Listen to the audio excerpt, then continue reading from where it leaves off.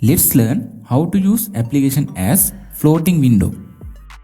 Now I open some applications. After, if you want to use this application as floating window, you can tap and hold and drag it to top area like this. After, this application going to floating area.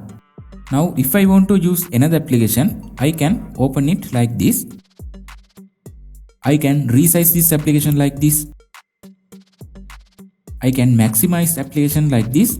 If I want to move this application anywhere, I can move it like this. If I want to close this application, I can swap it like this.